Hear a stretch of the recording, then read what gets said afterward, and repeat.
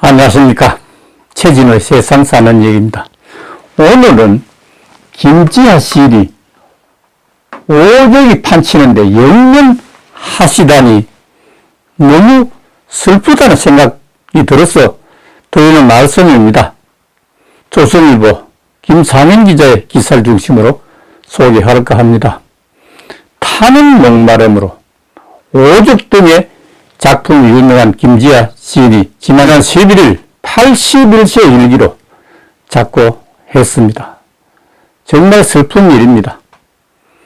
20살이던 4.19 시절부터 가르침과 깨우침을 주었던 사상이 바로 민세 안재홍의 주몽이었습니다.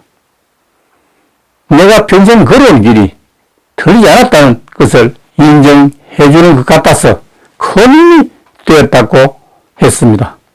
김지하 시인은 지난 2011년 민세상 사회통합부분 수상자로 선정된 후 조선일보 인터뷰에서 민세상은 일제강점기와 광복 직후의 혼란기에 민족 운동가로서 언론인으로서 역사학자로서 민족 통합을 실천했던 안재홍 선생을 기리는 상이라고 이렇게 했습니다. 그런데 전립선 암으로 투병해오다가 강원 원주 자택에서 세상을 떠났습니다. 생전 그의 80년 삶을 관통해온 핵심어는 바로 중용이었습니다. 중용은 과유불급과 같은 뜻입니다. 지나치면 무엇보다 못하다 이런 뜻이 되겠습니다. 1959년 서울대 미학과 입학한 김지하는 학부 시절부터 반독재 민주운동에 뛰어들었습니다. 1964년 한일회담 반대투쟁에 나섰다가 4개월간 복역한 것이 그의 인생에서 시작되었습니다. 1970년에는 재벌과 국회의원, 고공무원과 장성, 장차관을 을사오적에 비대서 부정부패와 비리를 질타하는 저항시 오적으로 다시 필화를 겪게 됩니다. 당시 김지하 시인이 풍자적 의미 없었던 오적은 지금도 사회적 병폐를 풍기하는 상징적 언어가 60년이 지난 지금까지도 마찬가지입니다.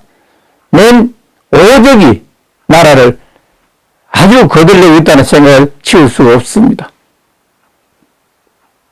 그 하나 예가 173석의 힘으로 검수완박을 통과시킨 사례라고 할 수 있겠습니다. 여기 박병석 의장을 내세워서 여야 중재한다는 것이 기관의 입법중재라고 합니다. 놀랄 일입니다. 꼼수도 보통 꼼수들이 아닙니다. 검수완박으로 검찰 박살이라니 대박쳤다고 합니다.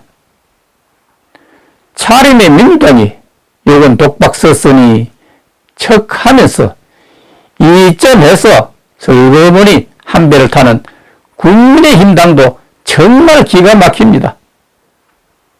중재안 합의 번복해도 민주당만으로도 본회의 통과 시킬 것인데도 제지하는 척, 반대하는 척, 척만 해도 손 안 대 코 풀고 꼭 묻고 안 묻고 라는 속내가 빤히 드러나 보입니다.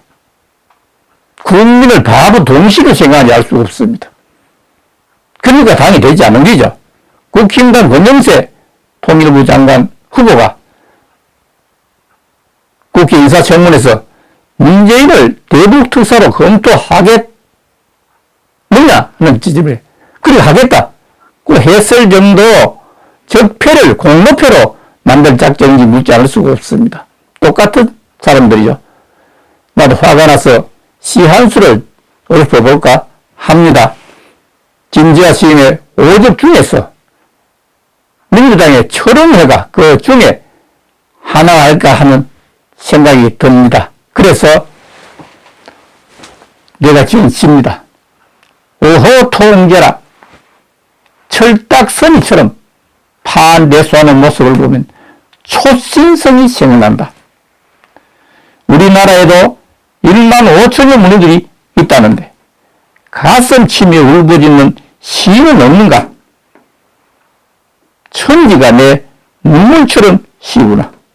나 여기 새로운 희망의 너를 부르게 하여라. 이렇게 적어봤습니다. 자, 뜻을 잠깐 설명해 볼까요? 오통계라 나겠죠. 정말 슬프다. 철딱서니처럼 하고 여기에 나오는 눈물처럼 하고 대비를 한 겁니다. 이처럼은 철음회를 말하고 내 눈물을 말합니다. 반대수하는 모습을 보면 이 신성은 새로운 별이 생길 때 나오는 얘기죠. 초는 뭐냐? 강력한 새로운 별을 말합니다. 너무나 강력해가지고 빛과 열을 너무 많이 내가지고 이게 신성이 살아남지 못하고 그대로 사버리고는 그런 형태를 초신성이라고 합니다. 그래서 초신성이 생각난다. 해봐야 안 느끼다. 이런 뜻을 담고 있습니다. 그래서 우리나라에도 1만 5천여 문의들이 있다는데 가슴 치며 울부짖는 시인은 없는가? 얼마 되겠어요? 천지가 내 눈물처럼 시이다. 이런 생각을 하게 됩니다. 나 여기 새로운 희망의 노래를 부르게 하여라. 1974년 민정학년 사건에 연루되어 사형수를 받았다가 1980년 형 집행정지로 석방됐습니다. 그해 미학과 8년 후배인 유홍준 전 문화청장은 굴복된 삶 중에 시인과 민주화운동 투사로서의 업적뿐만 아니라 민족예술 1세대 대부로서의 역할도 컸다고 평가했을 정도입니다.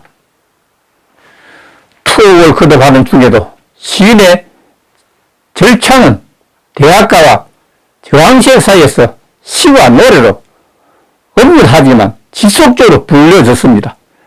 그의 시에 곡조를 붙인 타는 목마름으로 그리고 새 같은 민중가요가 대표적입니다. 1975년 옥중에서 제3세계 노벨 문학상으로 불리는 아시아 아프리카 작가회의 로투스 특별상을 수상하기도 했습니다. 역선적으로 그가 유불선, 동학사상, 생명론에 경도되기 시작한 것은 투옥되면서부터입니다. 1980년대 들어서 시인은 생명사상을 주장했습니다. 그때 지은 시가 생명이란 시입니다. 1991년 학생운동군이 반독재 투쟁을 이유로 분신이라는 극단적 방식을 택하자 김지아 시인은 죽음의 구판을 걷어치워라 라고 일갈하면서 조선의 칼럼으로 커다란 파장을 일으키기도 했습니다. 당시 시인은 자살은 전념된다. 당신들이 지금 전념을 부채질을 하고 있다고 이렇게 질타하면서 생명을 경시하는 투쟁 방식을 정면으로 비판하고 났습니다. 그래서 그 생명시는 유명합니다. 그러나 일부 세력은 그를 변절자와 배신자로 단짓기도 했습니다. 박정희 정부 때는 민주화운동으로 7년이나 수감생활을 했지만 좌파는 극단적이던 시절에도 그들의 비판을 멈추지 않았습니다. 좌우로부터 지독한 비판을 받는 사실 자체가 김지아 시인이 중요한 길을 걷고 있다는 방정이라는 재평가를 받기도 했습니다. 2018년 조선 인터뷰에서 김지아는 난 우파도 좌파도 아니고 새로운 길을 찾아가는 걸 내 사명하는 사람이라고 이렇게 했습니다. 토지의 소설가 유명하죠. 박경리의 외동딸 김영주와 1973년 4월 결혼을 했습니다. 김지아 시인의 유언으로는 장남 김원도 작가와 차남 토지문학관 관장인 세희 씨가 있습니다. 1975년 아시아 아프리카 작가 회의 로터스상과 1981년 국제시인회 위대한 시인상과 브룩소크 라이스키상을 수상하기도 했습니다. 대표적으로는 오적 타는 목마름으로 똥의 시와 산문집 생명 물리란 무엇인가 등이 있습니다. 정말 김지아 시인은 한국 민주화운동의 화신이었습니다. 빨리 가시다니 정말 가슴이 답답합니다. 부디 극락 방생하시기를 기원하겠습니다. 감사합니다.